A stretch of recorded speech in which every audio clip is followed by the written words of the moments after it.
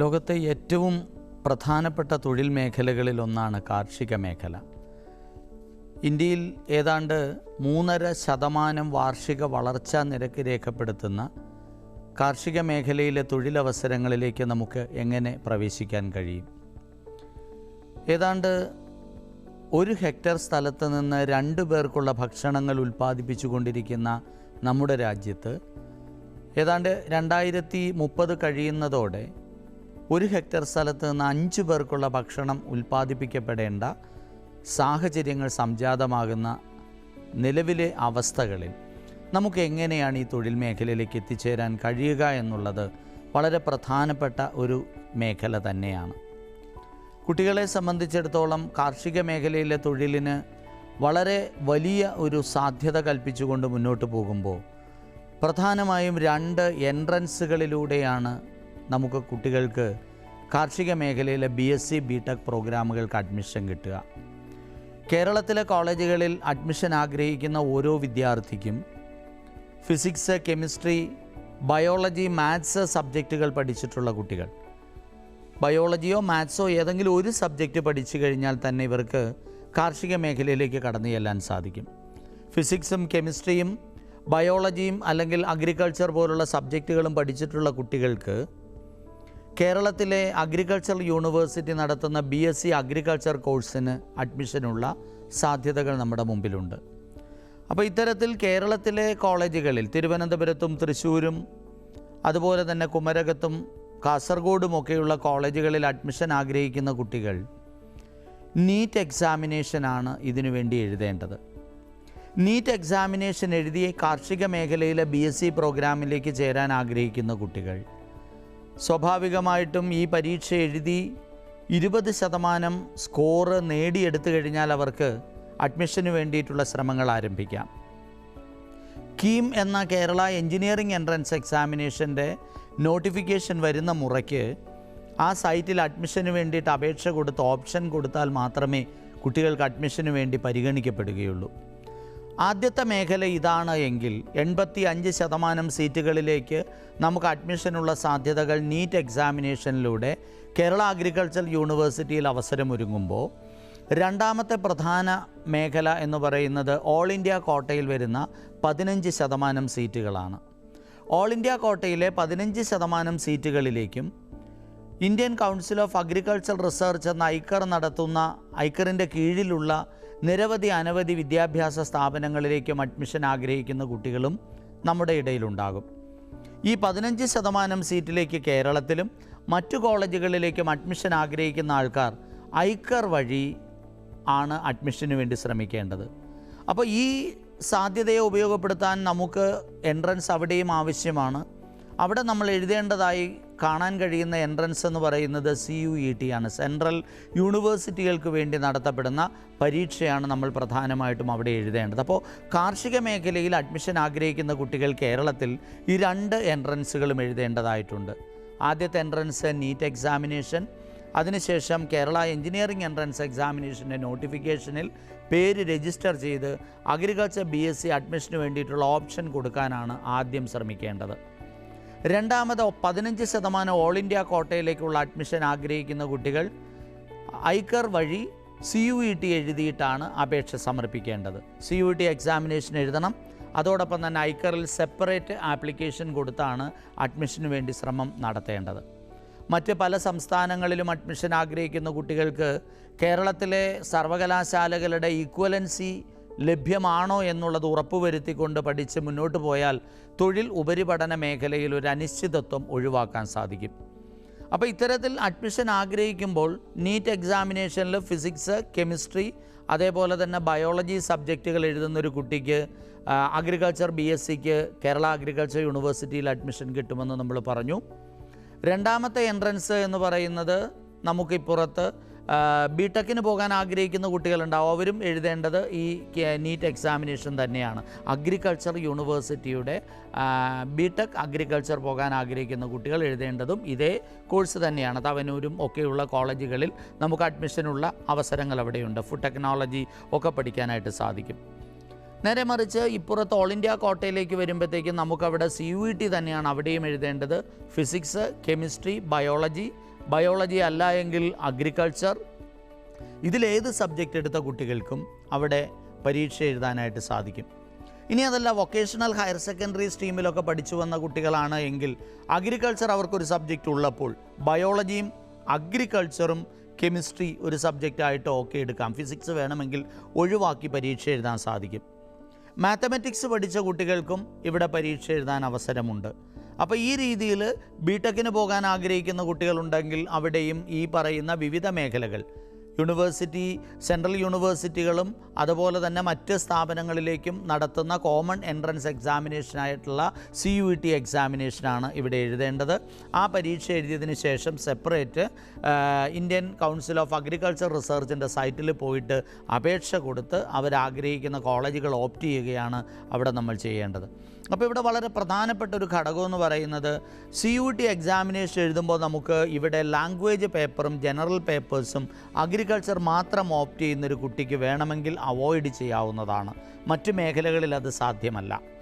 അപ്പോൾ ഈ സാധ്യതകളെ നല്ല രീതിയിൽ ഉപയോഗിക്കുക. അപ്പോൾ നോട്ടിഫിക്കേഷൻ വരുമ്പോൾ മാത്സ് ഒരു സബ്ജക്റ്റ് കാണിക്കുന്നു എന്നുള്ള സംശയങ്ങൾ പലപ്പോഴും ഉണ്ടാകാറുണ്ട്. മാത്സ് പഠിക്കാത്ത ബയോളജി അല്ലെങ്കിൽ അഗ്രികൾച്ചർ പഠിച്ച കുട്ടികൾക്കും ഈ മേഖലയിലേക്ക് കടന്നു ചെല്ലുന്നതിന് തടസ്സമൊന്നുമില്ല. മാത്സ് പഠിച്ച കുട്ടികൾക്കും അഗ്രികൾച്ചർ മേഖലയിൽ, എഞ്ചിനീയറിംഗ് മേഖലയിലേക്കൊക്കെ കടന്നു ചെല്ലുന്നതിന് തടസ്സമില്ല എന്ന് തിരിച്ചറിഞ്ഞുകൊണ്ട് അഗ്രികൾച്ചർ അലൈഡ് സബ്ജക്റ്റുകളായിട്ടുള്ള ഫിഷറീസും മറ്റ് മേഖലകളും ഹോർട്ടിക്കൾച്ചറും ഉൾപ്പെടെയുള്ള മേഖലകളിലും അഡ്മിഷൻ ആഗ്രഹിക്കുന്ന കുട്ടികൾക്കും ഓൾ ഇന്ത്യ ലെവലിൽ CUET എക്സാമിനേഷൻ തന്നെയാണ് എഴുതേണ്ടത്.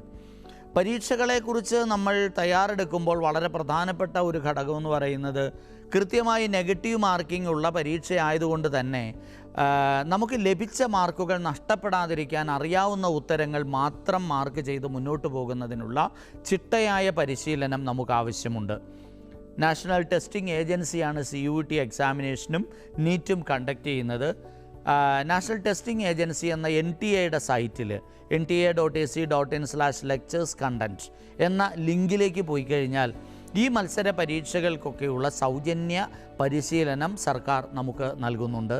അതേപോലെ തന്നെ മോക്ക് ടെസ്റ്റുകൾ പണമൊന്നും മുടക്കാതെ ഈ പരീക്ഷകൾ ഒക്കെ അറ്റൻഡ് ചെയ്തുകൊണ്ട്, അതായത് പരീക്ഷയ്ക്ക് മുമ്പ് തന്നെ നമുക്ക് പ്രാക്ടീസ് ചെയ്യുന്നതിന് പരമാവധി മോക്ക് ടെസ്റ്റുകൾ അറ്റൻഡ് ചെയ്തുകൊണ്ട് തയ്യാറെടുത്ത് മുന്നോട്ട് കൊണ്ടുപോകുന്നതിനുള്ള സൗകര്യങ്ങൾ നമ്മുടെ മുമ്പിലുണ്ട്. ഫുഡ് ടെക്നോളജിയും അതുപോലെ തന്നെ കാർഷിക മേഖലയുമായി ബന്ധപ്പെട്ട ബയോടെക്നോളജിയും ഡയറി സയൻസുമായിട്ട് ബന്ധപ്പെട്ട മേഖലയും ഡയറി ടെക്നോളജിയും ഡയറി സയൻസും ഒക്കെ പഠിക്കാൻ അവസരങ്ങൾ ഇവിടെയുണ്ട്. ക്ഷീര വ്യവസായ മേഖലയിൽ പ്രവർത്തിക്കാൻ ആഗ്രഹിക്കുന്ന, ഭക്ഷ്യപദാർത്ഥങ്ങളുടെ സുരക്ഷയും അതിൻ്റെ ക്വാളിറ്റി ഇമ്പ്രൂവ്മെൻറ്റുമായിട്ട് ബന്ധപ്പെട്ട മേഖലകളിൽ, പ്രൊഡക്ഷനുമായിട്ട് ബന്ധപ്പെട്ട മേഖലകളിൽ പ്രവർത്തിക്കാൻ ആഗ്രഹിക്കുന്ന ആൾക്കാരെയെല്ലാം നമ്മൾ ഒന്നിച്ച് കാർഷിക മേഖലയുമായി ബന്ധപ്പെട്ട മത്സര പരീക്ഷയുടെ അടിസ്ഥാനത്തിലാണ് വിവിധ കോഴ്സുകളിലേക്ക് നമ്മൾ അവരെ നയിക്കപ്പെടുക. അപ്പോൾ ഈ പരീക്ഷ എഴുതാൻ കുട്ടികൾ തയ്യാറെടുക്കുമ്പോൾ തീർച്ചയായിട്ടും അവർ എഴുതേണ്ടതായിട്ടുള്ള സബ്ജക്റ്റുകൾ, ഇപ്പോൾ CUET ആണെങ്കിൽ അഗ്രികൾച്ചർ, അതുപോലെ തന്നെ ബയോളജി, അഗ്രികൾച്ചർ ഇല്ലാത്ത കുട്ടികൾക്ക് ഫിസിക്സ് ഓപ്റ്റ് ചെയ്യാം, അതേപോലെ തന്നെ കെമിസ്ട്രി, അങ്ങനെയുള്ള സബ്ജക്റ്റുകൾ എടുത്തുകൊണ്ട് അവർക്ക് കാർഷിക മേഖല ഫോക്കസ് ചെയ്യാം. മറ്റ് മേഖലകളിലേക്കും കൂടി അപേക്ഷിക്കാൻ ആഗ്രഹിക്കുന്ന കുട്ടികൾ ജനറൽ പേപ്പറും മറ്റുമൊക്കെ എടുക്കേണ്ടതായിട്ടുണ്ട്. അപ്പോൾ ഈ രീതിയിൽ കൃത്യമായ ചിട്ടയായ തയ്യാറെടുപ്പുകൾ തന്നെയാണ് എല്ലാ മത്സര പരീക്ഷകളുടെയും വിജയത്തിൻ്റെ അടിസ്ഥാനം. അപ്പോൾ തയ്യാറെടുപ്പുകൾക്കൊപ്പം തന്നെ നമ്മൾ കൃത്യമായിട്ട് അലോട്ട്മെൻറ്റ് പ്രക്രിയയിൽ പങ്കെടുക്കുകയും വേണം. അപ്പം നീറ്റ് എഴുതിയാൽ മാത്രം പോരാ, കീമിൽ രജിസ്റ്റർ ചെയ്ത് നമ്മൾ ഓപ്ഷന് വേണ്ടിയിട്ട് ശ്രമം നടത്തിയിട്ടില്ല എങ്കിൽ നമ്മളെ അഡ്മിഷന് പരിഗണിക്കില്ല. അതുപോലെ തന്നെ CUET എക്സാമിനേഷൻ എഴുതിയതിന് ശേഷം ഐക്കറിൻ്റെ സൈറ്റിൽ പോയിട്ട് അഡ്മിഷൻ പ്രോസസ്സിൽ നമ്മൾ പങ്കാളികളാകുന്നില്ല എങ്കിൽ നമുക്ക് അഡ്മിഷൻ കിട്ടില്ല. അപ്പോൾ ഇതും കൂടി കുട്ടികൾ മനസ്സിലാക്കിയിരിക്കണം. അപ്പോൾ കൃത്യമായ തയ്യാറെടുപ്പുകൾ, പഠന മേഖല +2 നിലവാരത്തിലുള്ള ചോദ്യമായിരിക്കും, നിങ്ങൾ പഠിച്ച സബ്ജക്റ്റുകൾ തന്നെയായിരിക്കും ചോദിക്കുക. സിലബസുകളൊക്കെ നമുക്ക് ഓൾറെഡി അവൈലബിൾ ആണ് സൈറ്റിൽ, NTA സൈറ്റിൽ. ആ സിലബസുകൾ പ്രകാരം കൃത്യമായി പഠിച്ച് തൊഴിൽ മേഖലയിലേക്ക് കടന്നു ചെല്ലുന്നതിനെക്കുറിച്ച് നമുക്ക് ചിന്തിക്കാം. കാർഷിക മേഖലയിൽ നമുക്ക് ഈ BScയും BTechും കഴിഞ്ഞാൽ തൊഴിൽ സാധ്യതകൾക്കൊപ്പം തന്നെ ഉപരിപഠന സാധ്യതകളുമുണ്ട്. കാർഷിക മേഖലയിൽ അഗ്രികൾച്ചർ ഓഫീസർ, അഗ്രോണമിസ്റ്റ് പോലുള്ള മേഖലകളിലേക്ക് പോകാൻ അഗ്രോണമിയിലോ അഗ്രികൾച്ചറിലോ മാസ്റ്റർ ഡിഗ്രി എടുക്കാൻ സാധിക്കും. പ്ലാന്റ് പാത്തോളജിയും പ്ലാന്റ് ജെനറ്റിക്സും പോലുള്ള സബ്ജക്റ്റുകൾ നമുക്ക് പഠിക്കാൻ അവസരങ്ങളുണ്ട്. പ്ലാന്റ് ബയോടെക്നോളജി പഠിക്കാൻ അവസരങ്ങളുണ്ട്. അതുപോലെ നിരവധി മേഖലകളിലേക്ക് നമുക്ക് കടന്നു ചെല്ലാൻ കഴിയുന്ന വളരെ വിശാലമായ പഠന മേഖല തന്നെയാണ്. ഹോർട്ടിക്കൾച്ചർ വേണമെങ്കിൽ എടുക്കാവുന്നൊരു മേഖലയാണ്. അപ്പോൾ ഇങ്ങനെ നിരവധി മേഖലകളിലേക്ക് കടന്നു ചെല്ലുന്നതിന് ഈ CUET എക്സാമിനേഷനും അതുപോലെ തന്നെ നീറ്റ് എക്സാമിനേഷനും പാസ്സായൊരു കുട്ടിക്ക് BSc കഴിഞ്ഞതിന് ശേഷം അല്ലെങ്കിൽ BTech കഴിഞ്ഞതിന് ശേഷം കാർഷിക മേഖലയിൽ അനവധി തൊഴിൽ സാധ്യതകൾ നമ്മുടെ മുമ്പിൽ ലഭ്യമാണ് എന്ന് തിരിച്ചറിയാനും, ലോകത്തിലെ ഫാസ്റ്റ് മൂവിങ് ആയിട്ടുള്ള ഏറ്റവും വളരെ വേഗത്തിൽ ചലിച്ചുകൊണ്ടിരിക്കുന്ന, വളരെ വേഗത്തിൽ വളർന്നുകൊണ്ടിരിക്കുന്ന ഒരു തൊഴിൽ മേഖല കൂടിയാണ് കാർഷിക മേഖല. കാരണം ഒരിക്കലും നമുക്ക് അവോയ്ഡ് ചെയ്യാൻ കഴിയാത്ത, കാലാകാലങ്ങളിൽ നമുക്ക് വളരെ പരിമിതമായ സമ്പത്തിനെ ഏറ്റവും ഭംഗിയായ രീതിയിൽ വിനിയോഗിച്ചുകൊണ്ട് ലോകത്തിൻ്റെ മനുഷ്യർ മാത്രമല്ല മറ്റ് ജീവജാലങ്ങളുടെയും പട്ടിണി അകറ്റാൻ കഴിയുന്ന, അവരെ ആരോഗ്യപരമായ ജീവിതത്തിലേക്ക് നയിക്കാൻ കഴിയുന്ന ഒരു സാധ്യതകളെ കാർഷിക മേഖലയിൽ വളർത്തിയെടുക്കാൻ നമുക്ക് കഴിയണം. ഇന്ന് ലോകത്തിൻ്റെ ഏറ്റവും വലിയ വ്യാവസായിക മേഖല എന്ന് തന്നെ വേണമെങ്കിൽ വിശേഷിപ്പിക്കാൻ കഴിയുന്ന രീതിയിലേക്ക് ഈ പ്രൈമറി സെക്ടർ മാറിക്കഴിഞ്ഞിരിക്കുന്നു. അവിടെ ടെക്നോളജിക്കലി സ്കിൽഫുള്ളായിട്ടുള്ള, അഡ്വാൻസ്ഡ് ആയിട്ടുള്ള സാങ്കേതിക പരിജ്ഞാനമുള്ള ആൾക്കാരുടെ അഭാവം പലപ്പോഴും പ്രൊഡക്ഷൻ മേഖലയിൽ, കാർഷിക മേഖലയുടെ ഉൽപ്പാദന രംഗത്ത് വലിയ തോതിൽ മാറ്റങ്ങൾക്ക് അല്ലെങ്കിൽ പോരായ്മകൾക്ക് കാരണമാകാറുണ്ട്.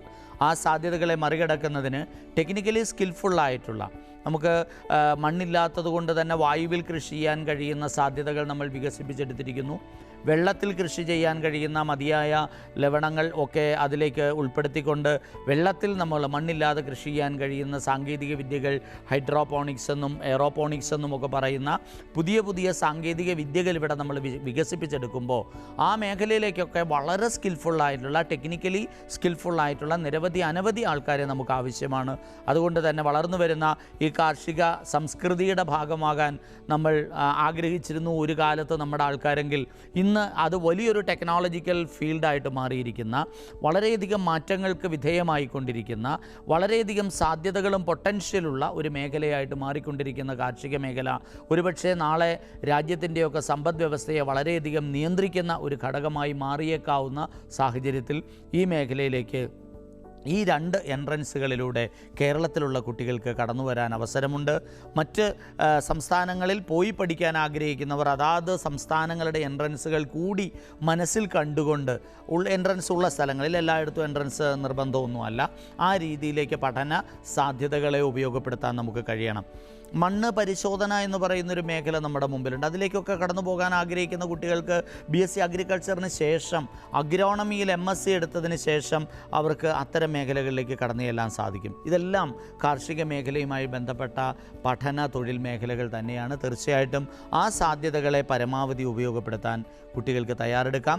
നീറ്റ് എക്സാമിനേഷനിലൂടെ, CUET എക്സാമിനേഷനിലൂടെ, ഐക്കർ വഴി, നീറ്റ് വഴി, നമ്മുടെ കീം എൻട്രൻസിൻ്റെ പോർട്ടൽ വഴി നമുക്ക് ഉപരിപഠന സാധ്യതകളെ ഉപയോഗപ്പെടുത്താം. അതുകൂടാതെ ഇവിടെ അഡ്മിഷൻ കിട്ടുന്നതിന് മറ്റ് ചില മേഖലകൾ കൂടിയുണ്ട്.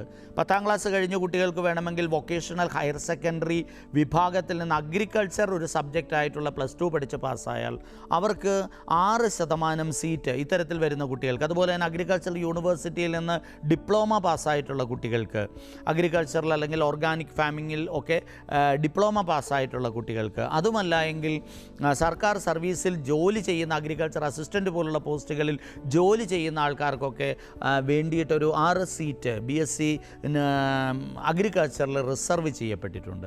അതും കൂടാതെ കാർഷിക മേഖലയിൽ വളരെയധികം താല്പര്യമുള്ള കുട്ടികളുണ്ടാകും. അവർക്ക് കാർഷിക മേഖലയിൽ സംസ്ഥാന തലത്തിൽ ഒരു പുരസ്കാരം ലഭിച്ചിട്ടുണ്ടെങ്കിൽ നീറ്റിൻ്റെ സ്കോറും കൂടെ കൺസിഡർ ചെയ്തുണ്ടാക്കുന്ന റാങ്ക് ലിസ്റ്റിൻ്റെ അടിസ്ഥാനത്തിൽ 1 സീറ്റ് ഇത്തരത്തിൽ അവാർഡ് ലഭിച്ച ഒരു വിദ്യാർത്ഥിക്ക് മാറ്റിവെക്കപ്പെട്ടിട്ടുണ്ട്. അപ്പോൾ ഈ സാധ്യതകളെയൊക്കെ, അപ്പോൾ കാർഷിക മേഖലയോട് താല്പര്യമുള്ള ആൾക്കാർ നല്ല രീതിയിൽ അവർ കൃഷി ചെയ്ത് അത് അവാർഡിനൊക്കെ അയച്ച് അത് പരിഗണിക്കപ്പെടുകയും അവാർഡ് കിട്ടുകയും അതോടൊപ്പം തന്നെ +2 ബയോളജി സയൻസ് പാസ്സായി, അഗ്രികൾച്ചറോ ബയോളജി സയൻസോ സ്ട്രീമിൽ +2 പാസ്സായതിനു ശേഷം ആ കുട്ടികൾക്ക് വേണമെങ്കിൽ ഈ അവാർഡ് കിട്ടിയ കുട്ടികൾക്ക് നീറ്റ് എക്സാമിനേഷൻ കൂടി ക്രാക്ക് ചെയ്താൽ അതിൻ്റെ കൂടെ റാങ്കിൻ്റെ അടിസ്ഥാനത്തിൽ തീർച്ചയായിട്ടും അവാർഡ് കിട്ടിയ ഒത്തിരി ആൾക്കാരുണ്ടെങ്കിൽ അവരുടെ എല്ലാവരുടെയും നീറ്റ് സ്കോർ എടുത്തിട്ട് അതിലേറ്റവും ഉയർന്ന കുട്ടിക്കായിരിക്കും അഡ്മിഷൻ കിട്ടുക. അപ്പോൾ ഈ രീതിയിലുള്ള സാധ്യതകളെ ഉപയോഗപ്പെടുത്താം. അപ്പോൾ അഡ്മിഷനെ കുറിച്ച് നമ്മൾ ചിന്തിക്കുന്നതിന് മുമ്പ് തന്നെ എങ്ങനെയാണ് നമുക്ക് അഡ്മിഷൻ കിട്ടുക, അങ്ങനെ അഡ്മിഷൻ കിട്ടിക്കഴിഞ്ഞാൽ അതിന് ഏതൊക്കെ തരത്തിലുള്ള പഠന തൊഴിൽ സാധ്യതകളുണ്ട്, അതിനുവേണ്ടി ഏതൊക്കെ എൻട്രൻസിന് ഏതൊക്കെ തരത്തിൽ തയ്യാറെടുക്കണം എന്ന ഒരു ചിന്ത കൂടി വളർത്തിക്കഴിഞ്ഞാൽ ഈ വരുന്ന കാലഘട്ടത്തിൽ തീർച്ചയായിട്ടും നമുക്ക് എത്തിച്ചേരാൻ കഴിയുന്ന ഏറ്റവും മികച്ച, ഏറ്റവും ഗ്ലാമറസ് ആയിട്ടുള്ള, ഏറ്റവും നല്ല റിവാർഡിംഗ് ആയിട്ടുള്ള ഒരു തൊഴിൽ മേഖല തന്നെയായി അഗ്രികൾച്ചർ മേഖലയെ നമുക്ക് കാണാൻ കഴിയും.